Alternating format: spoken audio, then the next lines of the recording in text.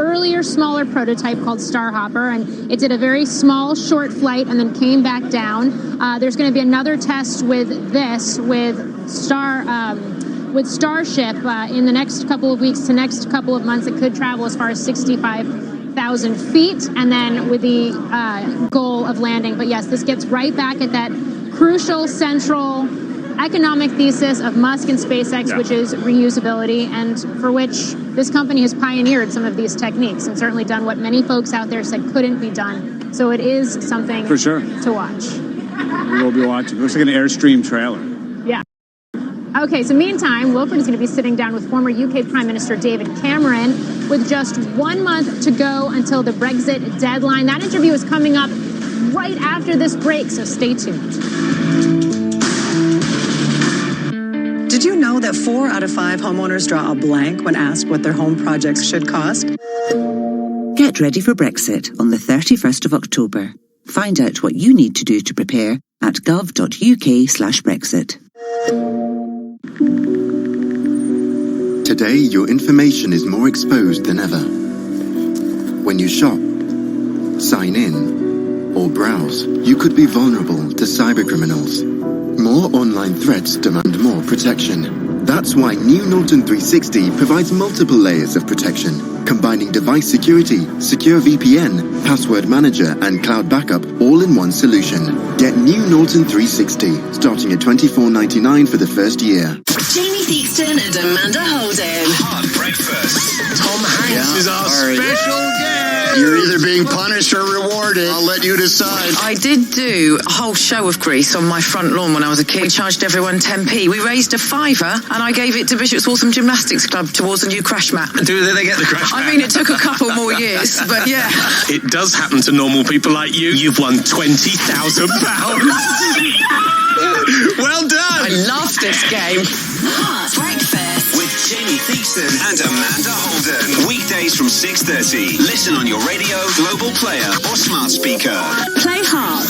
In the dictionary, a podcast is this: a digital audio file made available on the internet, typically as a series, of which new installments can be received by subscribers automatically. But on TuneIn, a podcast is this. I'm Rachel Martin with David Green, and this is Up First from NPR News. And it's defined like this. Ladies and gentlemen, welcome to the show. From news, sports, to pop culture, comedy, and beyond. Define your own podcast possibilities on TuneIn. Make sure to follow TuneIn today, so you're always in the know. Twitter, Facebook, Instagram. Just search @TuneIn. NFL fans, football lives on TuneIn Premium. To the 40, breaks away at the 30, down the left sideline to the 10, looks over his shoulder at the 5, and flies in for 6. Tonight, TuneIn has your Monday night NFL football with the Cincinnati Bengals at the Pittsburgh Steelers. Kickoff at 8:15 p.m. Eastern. Touchdown T.Y., touchdown I-N-D-Y. At home or on the go, hear the home and away call of every NFL game this season on TuneIn Premium. Upgrade today. Welcome back. We are just 1 month away from the Brexit deadline, and negotiations continue to teeter between a deal and no-deal Brexit. In his new book, For the Record, former British Prime Minister David Cameron reflects on his call for the Brexit referendum 3 years ago, and he joins us now here at the Stock Exchange.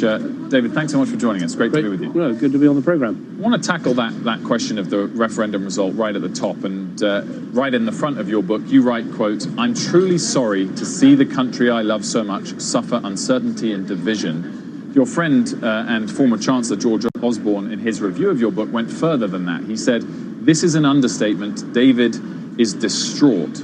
Is that true? Are you distraught? Well, it is very difficult looking at Britain today and recognising we've had 3 years of uncertainty and we haven't been able to go forwards or go backwards, and that is incredibly frustrating. I mean, we're still a successful economy, we're still growing, we've still got very low unemployment, still a great place to invest, but it is frustrating, and that pains me. But has it been a very painful 3 years? Have you been down, depressed?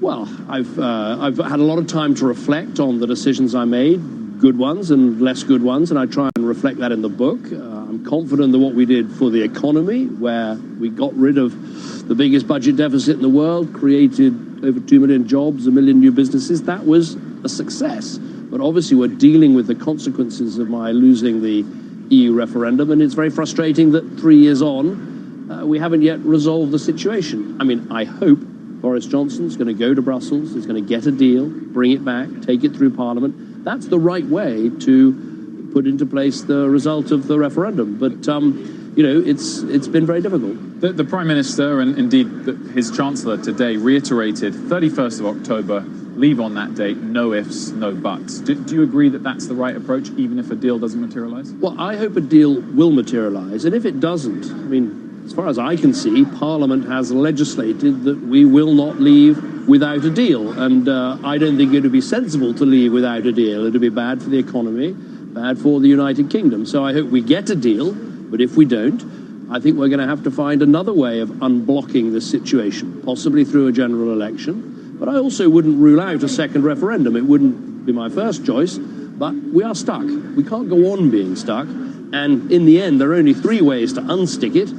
That's to have a deal that Parliament will approve, to have a general election and a new Parliament, or to have a second referendum. You say in the book that Boris Johnson, quote, left the truth at home with some of his campaigning. And another point in the book, you say outright, leave the campaign was lying. Can the British people trust their Prime Minister?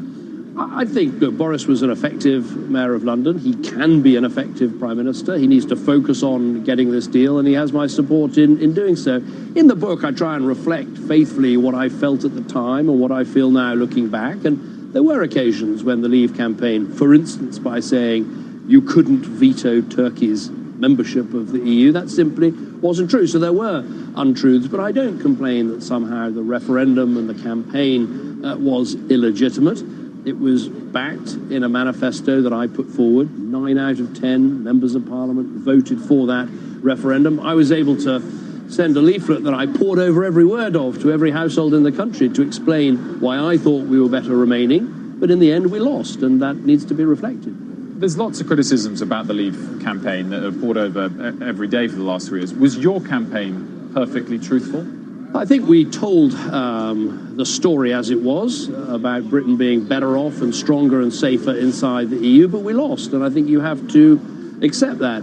I'm happy to say that while some of the forecasts we made about the instant impact on the economy sadly have been borne out, we've not been growing as fast as we had been. Some of the other forecasts that were made have not turned out to be the case, and the economy is stronger than some thought. But no, generally, I think we fought a pretty accurate campaign. The trouble was, I don't think it made enough emotional connection with people. We made a lot of good technical arguments, but we didn't take people with us, and we have to reflect on that. The nation, our nation that you and I share, is clearly in turmoil at the moment. So much so that I think it's really damaging the image of the UK around the rest of the world. Certainly from my perspective here in New York. What about the other way round? When you see the division here in the US in its politics at the moment, the possibility of impeachment hearings for the president, is that hurting the image of the US in the eyes of its main allies? Well, I'm a tremendous believer in the special relationship between Britain and the United States, and I think one of the ways we maintain that is by trying to make sure that whoever's the president, whoever's the prime minister, we make it work. And so I don't try and delve too much into US politics in what I say. But I think it's probably true to say, if you look behind both the election of Donald Trump and the Brexit vote, we're all dealing with some deep undercurrents of people feeling economically left behind, very high levels of immigration that mainstream politicians haven't done enough to deal with. And I think the new media environment where everyone can create their own channel, their own facts, their own truth, their own echo chamber. There's no point moaning and whining about these things. We've got to address them and deal with them, and that's, I think, a task for modern politicians. You were very clear in your government to try and open up your nation to investment from China. Clearly, that's not what's going on between the US and China at the moment. Does the UK have a fundamentally different perspective of the benefits of a trade relationship because of our relative economic size? Well, I think that my approach was to try and have a positive relationship with China through opening up and through partnerships. China is rising. We're not going to put a stop to that. The question is, can we make sure China rises safely? And I think that means that when you want to try and include them in the institutions we establish, the IMF and UN and World Bank, and when they want to establish new institutions, genuine multilateral ones, we should do that too. But to be fair to President Trump and the Americans, look, there are abuses over copyright infringements and intellectual property and the like. And perhaps it is time for some tougher action. But I think there's risks involved in